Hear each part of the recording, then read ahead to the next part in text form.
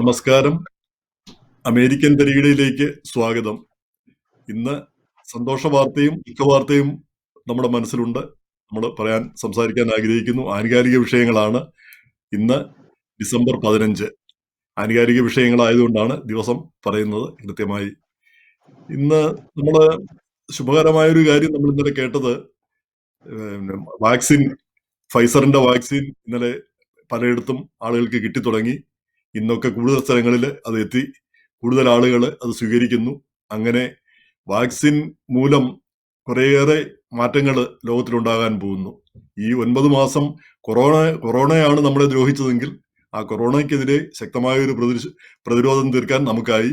നമ്മുടെ മനുഷ്യരാശി അടുത്ത കുതിച്ചുചാട്ടത്തിലേക്ക് പോവുകയാണ്. ഒരുപക്ഷെ നമ്മൾ ചന്ദ്രനിലൊക്കെ ചെന്നിറങ്ങിയതുപോലെ വലിയൊരു കുതിച്ചുചാട്ടം, വലിയൊരു മാറ്റം ഈ വാക്സിൻ മൂലം ഉണ്ടാകാൻ പോകുന്നു. അതിലെ ഏറ്റവും സന്തോഷകരമായ വാർത്ത ഇന്ന് വന്നത്, മൊഡേണയുടെ വാക്സിൻ അത് ഫൈസറിന്റെ വാക്സിനേക്കാൾ കുറെ കൂടെ എളുപ്പമാണെന്നാണ്, കുറെ കൂടെ നല്ലതാണെന്നാണ് FDA കണ്ടെത്തിയിരിക്കുന്നത്. FDA 54 പേജുള്ള അവരുടെ റിപ്പോർട്ടിൽ പറയുന്നത്. അതായത് ഫൈസർ വാക്സിൻ -90°F സൂക്ഷിക്കണം. പക്ഷെ ഇത് അത്രയും തണുപ്പ് വേണ്ട, അതിലും കുറഞ്ഞ തണുപ്പിൽ സൂക്ഷിക്കാം. ഈ ഫൈസർ വാക്സിൻ എന്ന് പറഞ്ഞാൽ ആർട്ടിക്കിലേക്കാൾ കുറഞ്ഞ തണുപ്പിലാണ് സൂക്ഷിക്കേണ്ടത്. അപ്പൊ അത് സൂക്ഷിക്കുക എന്ന് പറഞ്ഞാൽ എളുപ്പമുള്ള കാര്യമല്ല.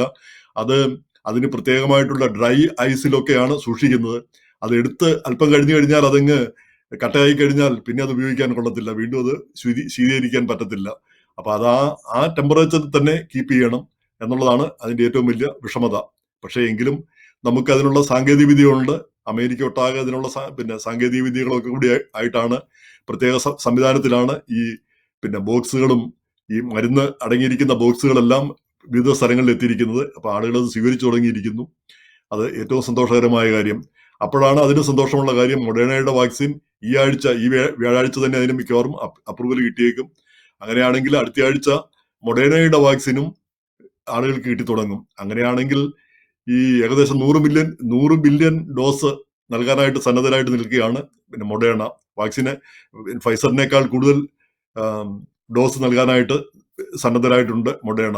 അത് കിട്ടിക്കഴിഞ്ഞാൽ അമേരിക്കയിലെ പ്രശ്നങ്ങൾ ഒട്ടനവധി പ്രശ്നങ്ങൾക്ക് പരിഹാരമാകും എന്ന് നമുക്ക് പ്രതീക്ഷിക്കാം. പക്ഷെ എന്നാലും നമ്മുടെ ശ്രദ്ധ ഒന്നും കുറയ്ക്കേണ്ടതില്ല. കാരണം എപ്പോഴാണ് ഇത് വന്ന് പെടുന്നതെന്നും ഏത് രീതിയിലാണ് ഇത് ബാധിക്കുന്നതെന്നും നമുക്ക് അറിഞ്ഞുകൂടാ. പ്രത്യേകിച്ച് ഇപ്പം ഈ 2 വാക്സിനും 2 ഡോസ് എടുക്കണം.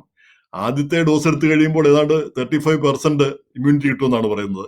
രണ്ടാമത്തെ ഡോസ് കൂടി എടുത്തു കഴിയുമ്പോൾ അതൊരു 94% വരെ ഇമ്മ്യൂണിറ്റി കിട്ടുമെന്നാണ് പറയുന്നത്. ഇനി എത്ര കാലം ഇമ്മ്യൂണിറ്റി ഉള്ളതിനെ പറ്റി നമുക്ക് അറിഞ്ഞുകൂടാ.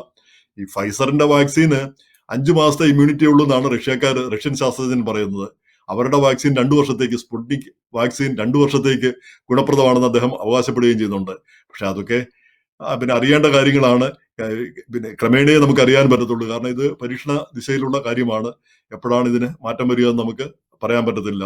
ഈ FDA അംഗീകാരം കിട്ടി എന്നുകൊണ്ട് മാത്രമായില്ല. കാരണം ഈ ഹൈഡ്രോക്സി ക്ലോറോക്കിന് പോലും അന്ന് FDA അടിയന്തരമായിട്ട് ഉപയോഗിക്കാൻ അനുമതി കൊടുത്തിരുന്നു. പിന്നീട് ആ അനുമതി പിൻവലിക്കുകയാണ് ചെയ്തത്. അതുകൊണ്ട് യാതൊരു ഗുണവുമില്ല, ദോഷമേ ഉള്ളൂ എന്ന് പിന്നീട് കണ്ടെത്തുകയാണ് ചെയ്തത്.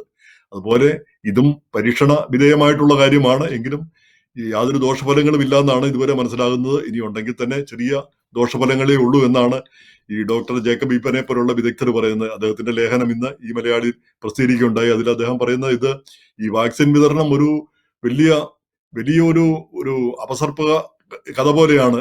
ഈ വിമാനങ്ങൾ അങ്ങോട്ടും ഇങ്ങോട്ടും ചീറിപ്പായുന്നു.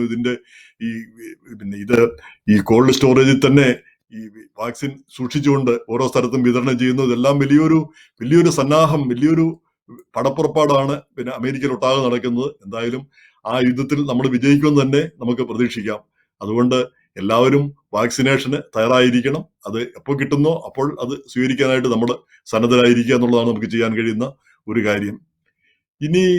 ഇന്ന് കേട്ട ഒരു സങ്കട വാർത്ത, നമ്മൾക്ക് മലയാള മനോരമയുടെ ഡൽഹിയിലെ എഡിറ്റർ D. വിജയമോഹൻ കോവിഡിനെ തുടർന്നുള്ള പ്രശ്നങ്ങൾ മൂലം അന്തരിച്ചു. 65 വയസ്സ്. അപ്പൊ അദ്ദേഹം വ്യക്തിപരമായിട്ട് എന്റെയൊക്കെ ഒരു സുഹൃത്തായിരുന്നു, സഹപ്രവർത്തകനായിരുന്നു. അതിനു പുറമെ അദ്ദേഹം ഇന്ത്യ പ്രസ് ക്ലബിന്റെ അവാർഡ് നേടി. ഇവിടെ വന്നിരുന്നു. മുഖ്യാതിഥിയായിട്ടും അവാർഡ് ലഭിച്ച ഇന്ത്യ പ്രസ് ക്ലബിന്റെ മാധ്യമശ്രീ അവാർഡ് ലഭിച്ച് ഇവിടെ അമേരിക്കയിൽ വന്നിരുന്നു. ന്യൂജേഴ്സിയിൽ നടന്ന സമ്മേളനത്തിൽ പങ്കെടുത്തിരുന്നു. അപ്പൊ അദ്ദേഹത്തിന്റെ പത്രപ്രവർത്തക അനുഭവങ്ങൾ വിശദീകരിക്കുകയും ചെയ്തിരുന്നു.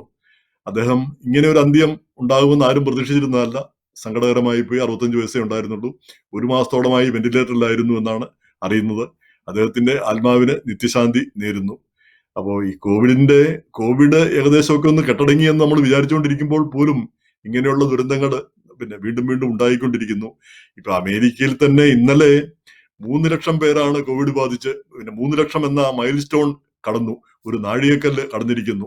3 ലക്ഷം പേര് ഇതിനകം മരിച്ചു കഴിഞ്ഞിരിക്കുന്നു ഈ 9 മാസത്തിനിടയിൽ. കഴിഞ്ഞ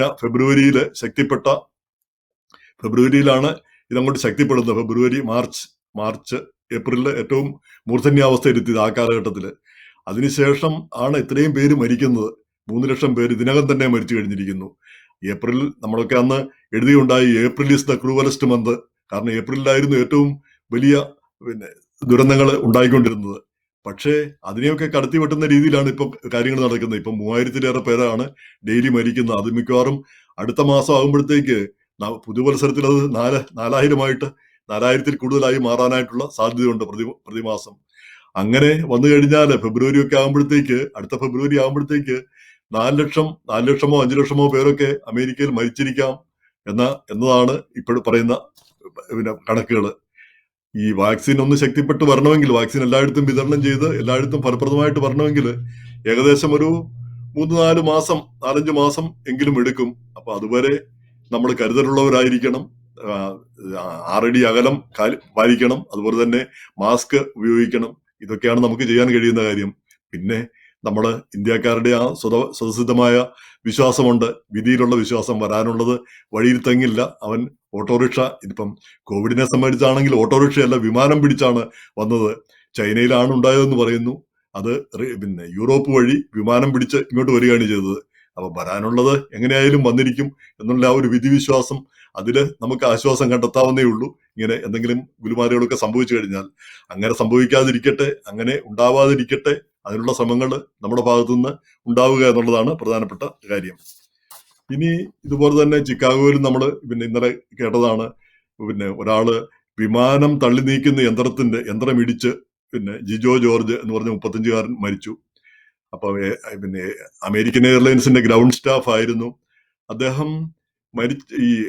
ഇങ്ങനെ ചെന്ന് ഇടിച്ച് അവിടെ ഒരാള് വീണ് കിടക്കുന്നത് മണിക്കൂറുകളോളം വേറെ ആരും കണ്ടിരുന്നില്ല. കുറെ നേരത്തേക്ക് ആരും കണ്ടിരുന്നില്ല എന്നാണ് പറയുന്നത്. അപ്പൊ വിമാനത്തിലെ അവിടുത്തെ ഒരു ഗ്രൗണ്ട് സ്റ്റാഫ് ആയിരുന്ന വ്യക്തി അവിടെ വീണ് കിടക്കുന്നത് ആരും കണ്ടില്ല എന്ന് പറയുന്നത് അത് വളരെ സങ്കടകരമായ ഒരു കാര്യമാണ്. അമേരിക്ക സ്ഥലത്ത് ചിക്കാഗോ പോലൊരു പ്രമുഖ എയർപോർട്ടില് അങ്ങനെ ഒരു കാര്യം നടന്നിട്ട് അത് അറിഞ്ഞില്ല എന്ന് പറഞ്ഞാല് അത് എന്താണ് സംഭവിച്ചത് നമുക്ക് അറിഞ്ഞുകൂടാ. അതിനെപ്പറ്റി നമുക്ക് വ്യക്തമായിട്ട് അറിഞ്ഞുകൂടാ. എങ്കിൽ പോലും അറിഞ്ഞില്ല എന്ന് പറയുന്നതിൽ ഒരു അസാംഗത്യവും ഒരു പന്തികേട് തീർച്ചയായിട്ടും ഉണ്ട്. അതിനു പുറമെ അതിനുശേഷം പിന്നീട് കണ്ടപ്പോൾ അദ്ദേഹത്തെ പോലീസ് വന്നാണ് ആശുപത്രിയിലാക്കിയത്. 2 മണിക്കൂർ ഒക്കെ കഴിയുമ്പോഴത്തേക്ക് മരിച്ചു. ഞായറാഴ്ചയാണ് സംഭവം. ഞായറാഴ്ച ഉച്ചയ്ക്ക് ശേഷമാണ് സംഭവം. പക്ഷേ ഇന്നലെ വീട്ടുകാരോട്, സഹോദരനോട് സംസാരിച്ചപ്പോൾ ഇന്നലെ രാത്രി 9 മണി വരെ പോലും ഈ വിമാന കമ്പനിയോ എയർപോർട്ട് അധികാരിയോ ഒന്നും വീട്ടുകാരെ വിവരം അറിയിച്ചില്ല. പത്രങ്ങളിലൂടെയാണ് വിവരം അറിയുന്നത്. ഓട്ടോപ്സി നടന്നു, ഓട്ടോപ്സിയിൽ ഇത് അപകടമാണെന്ന് കണ്ടെത്തി എന്നൊക്കെ പറഞ്ഞ് ബോഡി കാണാൻ പോലും അവർക്ക് കഴിഞ്ഞില്ല ഇന്നലെ വൈകിട്ട് വരെ. അപ്പം ഭാര്യ ഗർഭിണിയാണ്, 8-9 മാസം ഗർഭിണിയാണ്, ഒരു ചെറിയ കുട്ടിയുമുണ്ട്. അപ്പൊ ആ സാഹചര്യത്തില് വേറെ മറ്റാരും ഇവിടെ ഇല്ല. അവരുടെ ജിജോയുടെ അപ്പനും അമ്മയും ഉണ്ട്, ഇളയ സഹോദരനുമുണ്ട്, അവരാണുള്ളത്. പിന്നെ ഭാര്യയും ചെറിയ കുട്ടിയും, ഭാര്യ ഗർഭിണിയും.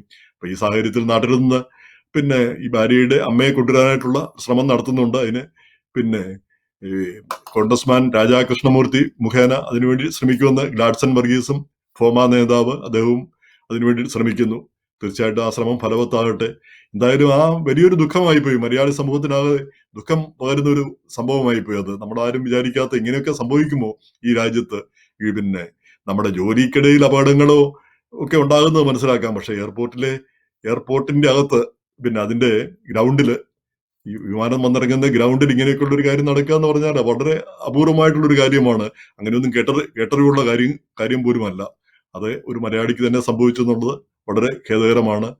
അത് അതിന്റെ വിശദാംശങ്ങൾ നമുക്ക് അറിയാൻ പോകുന്നതേ ഉള്ളൂ. കൂടുതൽ കാര്യങ്ങൾ അദ്ദേഹത്തിന്റെ ഫാമിലിയെ സഹായിക്കാൻ വേണ്ടി ഗോഫണ്ട്മിയിൽ ഒരു ക്യാമ്പയിൻ നടക്കുന്നുണ്ട്. തീർച്ചയായിട്ടും കഴിയുന്നത്ര പേര് അതിന് സപ്പോർട്ട് ചെയ്യേണ്ടതാണ്. ഇങ്ങനെയൊക്കെ അത്യാഹിതങ്ങളൊക്കെ വന്നു കഴിഞ്ഞാൽ നമ്മളൊക്കെ വിഷമത്തിലായി പോകും. പെട്ടെന്ന് ഉള്ള അത്യാഹിതങ്ങൾ അതും ഈ പിന്നെ കമ്പനികളും അല്ലെങ്കിൽ ഇൻഷുറൻസും ഒക്കെ ഇതിന്റെയൊക്കെ നൂലാമാലകളൊക്കെ പിന്നീടാണ് എന്തെങ്കിലും പ്രയോജനങ്ങൾ ഉണ്ടാകുന്നത്. പിന്നീട് എപ്പോഴെങ്കിലും ആയിരിക്കും അത് കിട്ടി വരിക. പക്ഷെ ഇമ്മീഡിയറ്റ് ആയിട്ടുള്ള കാര്യങ്ങളും പിന്നെ അത് എത്ര കണ്ടുണ്ടെന്ന് പോലും നമുക്ക് അറിഞ്ഞുകൂടാ. അപ്പം സഹായിക്കാനായിട്ടുള്ള ഒരു സന്മനസ് നമ്മുടെ സമൂഹം പ്രദർശിപ്പിക്കുന്നുണ്ട്. ഈ വർഷം നമ്മളത് കണ്ടതാണ്. പലരും കോവിഡ് മൂലം അപ്പനും അമ്മയും മരിക്കുക, അല്ലെങ്കിൽ എല്ലാം പെട്ടെന്ന് ആളുകൾ ഈ ബ്രെഡ് വിന്നേഴ്സ് പിന്നെ എന്ന് പറഞ്ഞാൽ അവരുടെ ആ കുടുംബം നോക്കുന്ന ആളുകൾ പെട്ടെന്ന് അകാലത്തിൽ അന്തരിക്കുക, അങ്ങനെയൊക്കെയുള്ള സന്ദർഭങ്ങളിൽ മലയാളി സമൂഹം സഹായവുമായി എത്തുന്ന ഒരു കാഴ്ച നമ്മൾ കാണുന്നുണ്ട്. അത് വളരെ സന്തോഷമുള്ള ഒരു കാര്യമാണ്. നമ്മൾ തീർച്ചയായിട്ടും അങ്ങനെയൊക്കെയാണല്ലോ നമ്മുടെ മനുഷ്യത്വവും. എന്ന് മാത്രമല്ല, നമ്മളെല്ലാം പരസ്പരം ബന്ധപ്പെട്ടിരിക്കുന്ന ആളുകളാണ്.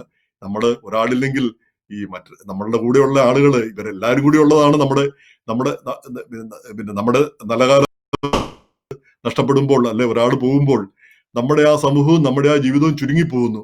അപ്പൊ അങ്ങനെ വരുമ്പോൾ നമുക്ക് ചെയ്യാൻ കഴിയുന്നത് മറ്റുള്ളവർക്ക് ആ കഴിയുന്നത്ര സഹായങ്ങൾ എത്തിക്കാൻ കഴിയുന്നതിലാണ്. അത് തീർച്ചയായിട്ടും ചെയ്യേണ്ടതാണ്. ചെയ്യാൻ നമ്മൾ സന്നദ്ധത കാണിക്കാറുമുണ്ട്. അത് ഏറ്റവും സന്തോഷകരമായ ഒരു കാര്യമാണ്. ഇനി അമേരിക്കൻ പൊളിറ്റിക്സിനെ പറ്റി പറയുമ്പോൾ ഇന്നലെ നമുക്കറിയാം, ഇന്നലെ രണ്ട് കാര്യങ്ങളാണ് പ്രധാനമായിട്ട് നടന്നത്. ഇലക്ടറൽ കോളേജിൽ ബൈഡന് ആവശ്യത്തിലധികം വോട്ടുകൾ കിട്ടിക്കഴിഞ്ഞു.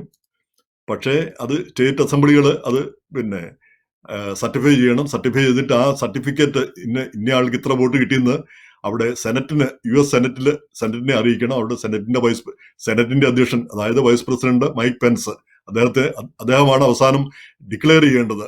ഈ കണക്കെല്ലാം കൂട്ടി നോക്കിയിട്ട് അവിടെ സെനറ്റിന്റെയും കോൺഗ്രസിന്റെയും പിന്നെ സംയുക്ത യോഗത്തിൽ വെച്ചാണ് അദ്ദേഹമാണ് പ്രഖ്യാപിക്കുന്ന അടുത്ത പ്രസിഡന്റ് ഇന്നയാളാണെന്ന്. പക്ഷേ ആ യോഗത്തിൽ വെച്ച് ചിലർക്ക് ഉടക്കുണ്ടാക്കാം. ഈ ഇലക്ഷൻ റിസൾട്ട് ആർക്കെങ്കിലും ചോദ്യം ചെയ്യാം. പിന്നെ ഏതെങ്കിലും സെനറ്റർക്കോ അല്ലെ കോൺഗ്രസ്മാനോ ഒക്കെ ചോദ്യം ചെയ്യാം, ഇത് ശരിയല്ല, ഇത് തെറ്റായത് ആണ് ആ കണക്ക്. പക്ഷേ രണ്ട് സഭകളും പിന്നെ അത് അംഗീകരിച്ചാൽ മാത്രമേ അത് ചർച്ച ചെയ്യുകയോ അല്ലെങ്കിൽ അതിനെ സംബന്ധിച്ച് എന്തെങ്കിലും നടപടി ഉണ്ടാവുകയുള്ളൂ. അപ്പൊ രണ്ട് സഭകളും ചർച്ച ചെയ്യുന്ന പ്രശ്നമില്ലാന്ന് നമ്മൾ ഇന്നലെ തന്നെ പറഞ്ഞു. കാരണം കോൺഗ്രസിൽ ഹൗസ് ഓഫ് റെപ്രസെന്റേറ്റീവ്സിൽ ഡെമോക്രാറ്റുകൾക്കാണ് ഭൂരിപക്ഷം. അവിടെ കാര്യങ്ങളൊന്നും നടക്കുകയില്ല. പിന്നെ സെനറ്റിൽ എന്ത് നടന്നാലും അപ്പൊ അത് മുന്നോട്ട് പോകാൻ സാധ്യതയില്ല അവിടെ. അപ്പൊ ജനുവരി 6 തീർച്ചയായിട്ടും ഒരു സർട്ടിഫൈ ചെയ്യുക എന്നല്ലാതെ വേറൊരു മാർഗം കാണുന്നില്ല. അങ്ങനെയാണെങ്കിൽ ജനുവരി 20 ബൈഡനും കമല ഹാരിസ് സ്ഥാനമേറ്റെടുക്കുന്നുള്ളതും ഉറപ്പായിട്ടുള്ള കാര്യമാണ്. ഇന്നലെ നടന്ന സുപ്രധാനമായ ഒരു കാര്യം, ഇന്നലത്തെ ആ ഇലക്ടറൽ കോളേജ് വോട്ടിലെ ആളുകൾ വോട്ട് ചെയ്യുന്നത്, ഇലക്ടർമാർ വോട്ട് ചെയ്യുന്ന രണ്ടുപേർക്കാണ്. പ്രസിഡന്റിനും വൈസ് പ്രസിഡന്റിനും രണ്ടുപേർക്കും വോട്ട് ചെയ്യുന്നുണ്ട്. അപ്പൊ ഇന്നലത്തെ വോട്ടിങ്ങിൽ ഒരു പകുതി ഇന്ത്യക്കാരിയായ കമല ഹാരിസിനും കൂടി അവർ വോട്ട് ചെയ്തു. അങ്ങനെ അത് ഒരു ചരിത്ര സംഭവമാണ് വാസ്തവത്തില്. ഇതിനു മുമ്പ് ഒരിക്കലും ഒരു ഇന്ത്യക്കാരനോ ഇന്ത്യക്കാരിക്കോ ഈ ഭാഗ്യം ഉണ്ടായിട്ടില്ല. ഇലക്ടറൽ കോളേജ് വരെ എത്താനും അതിന്റെ വോട്ട് നേടാനും അതിന്റെ വിജയം നേടാനും കഴിഞ്ഞിട്ടില്ല. അപ്പോൾ അതും തീർച്ചയായിട്ടും അഭിമാനം അർഹിക്കുന്ന ഒരു കാര്യമാണ് നമ്മളെ സംബന്ധിച്ചിടത്തോളം. പിന്നെ അതേ സമയത്ത് ഉണ്ടായ മറ്റൊരു സുപ്രധാന സംഭവം, അറ്റോർണി ജനറൽ ബിൽ ബാർ രാജിവെച്ചതാണ്. അദ്ദേഹം രാജിവെക്കുന്ന കുറച്ച് ദിവസമായിട്ട് ഒരു അഭ്യൂഹം ഉണ്ടായിരുന്നു. പ്രധാനപ്പെട്ട കാര്യം, ഈ അദ്ദേഹത്തിന്റെ കീഴിലുള്ള ഡിപ്പാർട്ട്മെന്റ് ഓഫ് ജസ്റ്റിസ് പിന്നെ ഈ ഇലക്ഷനിൽ കുഴപ്പങ്ങളുണ്ടോ, ഇലക്ഷനിൽ അട്ടിമറി തെറ്റായ കാര്യങ്ങളൊക്കെ നടന്നോ എന്ന് അന്വേഷിക്കുകയുണ്ടായി. അപ്പൊ അന്വേഷണത്തിന് ശേഷം അദ്ദേഹം പറഞ്ഞത് അങ്ങനെ തെറ്റായ കാര്യങ്ങളൊന്നും നടന്നില്ല എന്ന് അദ്ദേഹം ബ്ലഡായിട്ട് പറയുകയാണ് ചെയ്തത്. നേരെ മറിച്ച് പ്രസിഡന്റ് ട്രംപും റിപ്പബ്ലിക്കൻ പാർട്ടി അംഗങ്ങളും പറയുന്നത് ഈ ജോർജിയയിലും മിഷിഗണിലും ഒക്കെ ഇലക്ഷനിൽ കൃത്രിമം നടന്നു എന്നാണ് പറയുന്നത്. പക്ഷേ അറ്റോർണി ജനറൽ പറയുന്നത് കൃത്രിമമൊന്നും നടന്നിട്ടില്ല, പ്രശ്നങ്ങളൊന്നുമില്ല എന്ന്. അപ്പൊ നാച്ചുറലി പ്രസിഡന്റിനെയും മറ്റുള്ളവരെ അത് ചൊടിപ്പിക്കുമല്ലോ. പ്രസിഡന്റ് അതിനെതിരെ സംസാരിക്കുകയും ചെയ്തു. അങ്ങനെ അപ്പോൾ മുതൽ തന്നെ അറിയാമായിരുന്നു ബാർ എപ്പോഴെങ്കിലും രാജിവെക്കുമെന്ന്. ഇപ്പൊ രാജിവെച്ചിരിക്കുന്നു. ഈ രണ്ടാം തവണയാണ് ബാർ അറ്റോർണി ജനറൽ ആകുന്നത്. ജോർജ് ബുഷിന്റെ കാലത്തും അറ്റോർണി ജനറൽ ആയിരുന്നു. ഇപ്പൊ രണ്ടാം തവണയാണ് ആകുന്നത്. അദ്ദേഹം ഈ 23-ാം തീയതി ഒഴിയുമെന്നാണ് പറയുന്നത്. 23-ാം തീയതി ഒഴിയാന്ന് പറഞ്ഞാൽ എങ്ങനെയായാലും അടുത്ത മാസം 20 വരെ അദ്ദേഹത്തിന് കാലാവധിയുള്ളൂ. പ്രസിഡന്റ് ട്രംപ് ഒഴിയുമ്പോൾ ഈ ഇങ്ങനെയുള്ള പൊളിറ്റിക്കൽ അപ്പോയിന്റീസ് എല്ലാം അവരും സ്ഥാനം ഒഴിയേണ്ടതാണ്. അപ്പൊ പിന്നെ ഒരു മാസം മുമ്പ് അദ്ദേഹം കളം വിട്ടു എന്ന് മാത്രമേ ഉള്ളൂ. അതിൽ വലിയൊരു പ്രാധാന്യമോ വലിയൊരു പ്രസക്തിയോ ഇല്ല എന്നുള്ളതാണ് സത്യം. അപ്പൊ ചുരുക്കി പറഞ്ഞാൽ ഈ രാഷ്ട്രീയ രംഗത്ത് വലിയ മാറ്റങ്ങളൊന്നും ഇന്നലെയോ ഇന്നോ ഒന്നും സംഭവിച്ചിട്ടില്ല. കാര്യങ്ങൾ എല്ലാം പതിവ് പോലെ പോകുന്നു. ഈ ഇലക്ട്രൽ വോട്ടുകളുടെ കാര്യങ്ങളിലാണെങ്കിലും പിന്നെ മറ്റു കാര്യങ്ങളിലാണെങ്കിലും എല്ലാം രാഷ്ട്രീയം തണുത്തുറഞ്ഞു തന്നെ നിൽക്കുന്നു. അതിനിടയിൽ ശുഭകരമായ ഒരു കാര്യം നമ്മൾ കേൾക്കുന്നത് ഈ 908 ബില്യൺ ഡോളറിന്റെ ഒരു സ്റ്റിമുലസ് പാക്കേജ് വരുന്നു എന്നാണ്. അതിനുവേണ്ടിയുള്ള ശ്രമങ്ങൾ നടക്കുന്നു എന്നാണ്. അപ്പൊ അതിന്റെ ഒരു അന്തിമ തീരുമാനം ഉണ്ടായിട്ടില്ല. അതുപോലെ തന്നെ അതിന്റെ കൃത്യമായ പ്രൊവിഷൻസ് എന്താണെന്നും അറിയത്തില്ല. പക്ഷെ ആളുകൾക്ക് $1200 ആ പഴയതുപോലൊരു സ്റ്റിമുലസ് ചെക്ക് ഓരോരുത്തർക്കും അതുണ്ടാകാനുള്ള സാധ്യത കുറവാണെന്ന് കാണുന്നു. ഇനി $600 കൊടുക്കണമെന്ന് പ്രസിഡന്റ് ട്രംപിന് താല്പര്യമുണ്ട്. അന്നേരം ഈ തൊഴിലില്ലായ്മ വേതനം നേരത്തെ 600 കൊടുത്തിരുന്ന ഇപ്പം ഇനി 300 ആക്കി കൊടുക്കാമെന്നാണ് പറഞ്ഞിരുന്നത്. അപ്പൊ അത് കൊടുക്കാൻ പറ്റത്തില്ല, ഇത് കൊടുക്കുകയാണെങ്കിൽ എന്നുള്ള രീതിയിലും വന്നിരിക്കുന്നു. അപ്പൊ ചില തർക്കങ്ങളുണ്ട്. എങ്കിലും എന്തെങ്കിലും ഒരു കാര്യം ഈ ക്രിസ്മസിന് മുമ്പ്, ഇന്നിപ്പോ 15-ാം തീയതിയായി, 10 ദിവസമേ ഉള്ളൂ, അതിനു മുമ്പ് എന്തെങ്കിലും ഉണ്ടാകുമോ എന്ന് നമുക്ക് കാത്തിരുന്ന് കാണാം. എന്തെങ്കിലും ഉണ്ടാകുമെന്ന് പ്രതീക്ഷിക്കാം. ഒരുപക്ഷെ ഉണ്ടായെന്നും വരാം, ഉണ്ടായില്ല എന്നും വരാം. ഉണ്ടാകണം എന്നുള്ള രീതിയിലാണ് സ്പീക്കർ നാൻസി പെലോസിയും പറഞ്ഞത്. അപ്പം എന്തെങ്കിലും സംഭവിക്കാനുള്ള സാധ്യതയുണ്ട്. അതിനുവേണ്ടി പ്രതീക്ഷിക്കാം. അത് താല്പര്യമുള്ളവർ അതിനുവേണ്ടി കാത്തിരിക്കുന്നവർ. ഇത്രയുമാണ് ഇന്നത്തെ തരികിടയിൽ നമ്മൾ സംസാരിക്കുന്നത്. നാളെ മറ്റൊരു വിഷയവുമായി നമുക്ക് വീണ്ടും സന്ധിക്കാം. ഈ ഷോ കാണുന്ന എല്ലാവർക്കും നന്ദി. ഇത് സംബന്ധിച്ച അഭിപ്രായങ്ങളും എതിരഭിപ്രായങ്ങളും അറിയിക്കുക. ഞങ്ങളുടെ ഇമെയിൽ editor@eMalayali.com. ഒരിക്കൽ കൂടി editor@eMalayali.com. എല്ലാവർക്കും നമസ്കാരം, നന്ദി.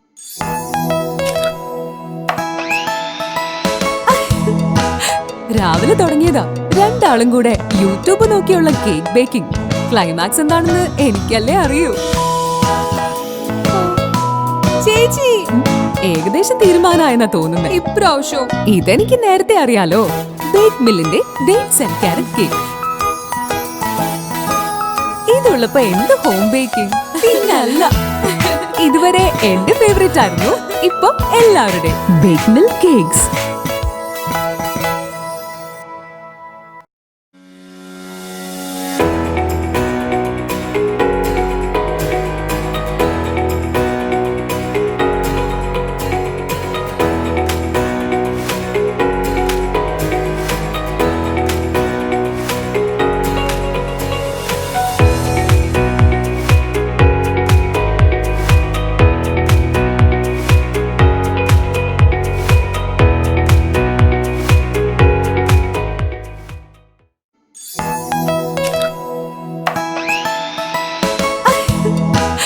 രാവിലെ തുടങ്ങിയതാ രണ്ടാളും കൂടെ യൂട്യൂബ് നോക്കിയുള്ള കേക്ക് ബേക്കിംഗ്. ക്ലൈമാക്സ് എന്താണെന്ന് എനിക്കല്ലേ അറിയൂ. ചേച്ചി ഏകദേശം തീരുമാനമായെന്നാ തോന്നുന്നത്. ഇപ്രാവശ്യം ഇതെനിക്ക് നേരത്തെ അറിയാലോ. ബേക്ക് മില്ലിന്റെ ഡേറ്റ്സ് ആൻഡ് ക്യാരറ്റ് കേക്ക്. ഇതുള്ളപ്പോ എന്ത് ഹോം ബേക്കിംഗ്? പിന്നല്ല, ഇതുവരെ എന്റെ ഫേവറേറ്റ് ആയിരുന്നു, ഇപ്പൊ എല്ലാവരുടെയും. Bake mill cakes.